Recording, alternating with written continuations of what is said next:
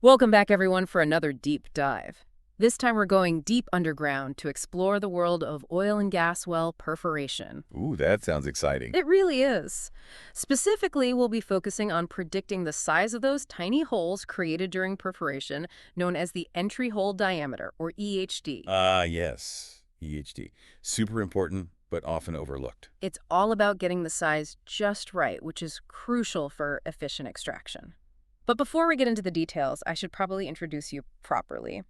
For this deep dive, we're joined by a leading expert in oil and gas well technology. Well, thank you for that. I'm happy to be here to shed some light on this fascinating topic. I'm so glad you could join us. Now, to start us off, could you explain just how important EHD is in the grand scheme of oil and gas extraction? Absolutely.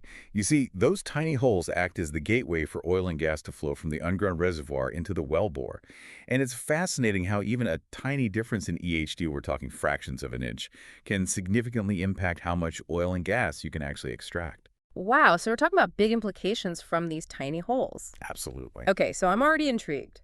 But I have to ask, what makes predicting the size of these entry holes so tricky? What makes it such a challenge for engineers? Well, imagine trying to measure something incredibly small in an incredibly harsh environment, thousands of feet underground. It's not exactly a walk in the park. Right, I can imagine. Traditionally, engineers have relied on downhole cameras, which are great for accurate measurements, but they're very expensive and time-consuming to use. So not exactly the most practical for every scenario. Exactly. It's a bit like trying to measure a thimble with a satellite. Effective, but not always the most efficient approach. That's a great analogy. So then what are the alternatives if downhole cameras aren't feasible? Well, the other option has been to use empirical models. Empirical model. Yes, these are basically formulas based on lab tests. Right. One of the most common standards is API 19b. Ah, yes, I've heard of that one. But even those models, especially the ones trying to simulate real downhole conditions like API 19b Section 2, have limitations. In what way? They can't fully replicate the complex behavior of rocks under the immense pressure and temperature found deep underground. So even with those models, there's still a degree of uncertainty. Exactly. And that's where this new research we're diving into today gets really interesting. Oh, I'm all ears. They've explored using machine learning to predict entry hole diameter. Machine learning, that's a hot topic these days. It really is. And it could be a total game changer for this field. I can see how it would be relevant here. But can you break down how machine learning is actually used to solve a real-world problem like EHD prediction? Sure. In the simplest terms, machine learning is like teaching a computer to learn from data. So in this case, you can train a machine learning algorithm on data collected from those expensive downhole cameras. The algorithm learns the patterns and relationships between various factors and the resulting entry hole diameter. Once it's trained, you can then feed it new data about a well, and it can predict the entry hole size much more accurately than traditional models. Okay, that makes sense. So it's all about using data to make smarter predictions. Tell me about this specific research. How did they put machine learning to the test for predicting EHD? Well, the researchers gathered data from 53 wells in Egypt's western desert. They had actual EHD measurements from downhole cameras and information on 10 other factors that could influence the size. We're talking about things like the depth of the perforation, the density of the rock, how the perforation shots are spaced, and even the properties of the well casing itself. Wow, that's a lot of variables. It sounds like they were trying to get a really complete picture to train these machine learning models. They were. And before they could unleash those algorithms, they had to pre-process the data. Data pre-processing, what does that involve? Basically, it's like prepping all the ingredients before you start cooking. They cleaned up any errors, handled missing values, and normalized the data using a technique called min-max scaling.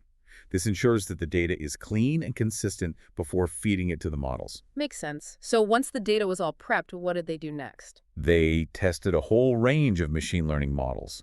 Gradient boosting, random forest, neural networks, you name it, they tried it. It was like a machine learning showdown to see which model could predict the EHD most accurately. All right, now I'm really curious. Which model emerged as the champion in this machine learning showdown? Well, several models achieved impressive accuracy, but the top performers were gradient boosting, random forest, AdaBoost, and 2 different types of neural networks. We can dive into those a bit more. Definitely. But before we get into the specifics of each model, how do we even know they were good at predicting EHD?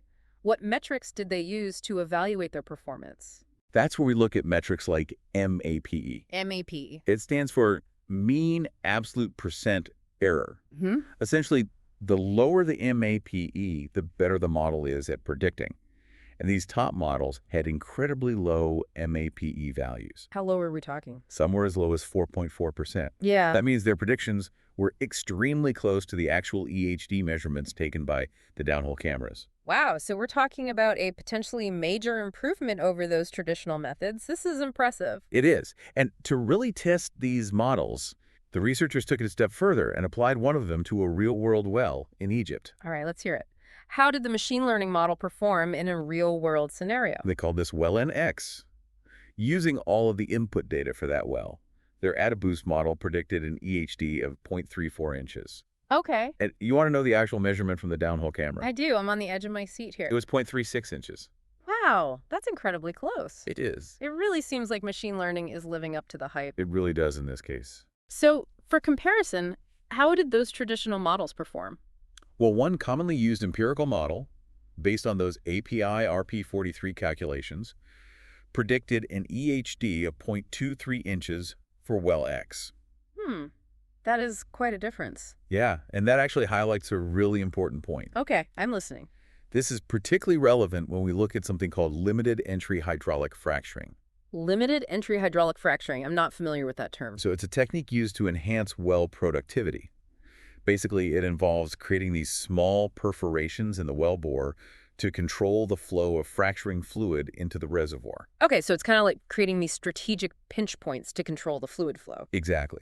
Now, here's where those accurate EHD predictions really come into play. Oh. If you overestimate the size of those holes, like that empirical model, did you also underestimate how much friction that fluid will experience? So kind of like squeezing a thick milkshake through a tiny straw. Yes, there's going to be more resistance Right, and why is that friction so important? because it directly affects how evenly that fracturing fluid is distributed. Underestimating friction can lead to a poorly designed treatment, and you might run into a problem called proppant screenout. Proppant screen out, that doesn't sound good. It's not ideal. Proppant is this sand-like material that's pumped in to keep those fractures open. To prop them open, hence the name proppant. Exactly. But screenout happens when the proppant gets stuck in those perforations because they're actually smaller than you thought.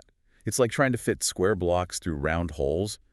It just doesn't work. So basically getting that EHD prediction wrong can have some serious consequences. Yeah, it can really mess things up. And that's why this research on using machine learning for EHD prediction is so exciting. Right, because it has the potential to significantly improve accuracy and avoid those issues. Exactly. And in turn, that could lead to more effective treatments, lower costs, and ultimately more efficient oil and gas extraction. Wow, this is fascinating stuff. It seems like the researchers really dug deep to explore these models. Did they find anything else interesting in their analysis? They did. They went beyond just overall accuracy and used something called SHP analysis. Okay, now I'm really lost. SHAP analysis, what is that? So imagine that each of the input variables is like a player in a game. A game. Yeah. And the goal of the game is to predict EHD.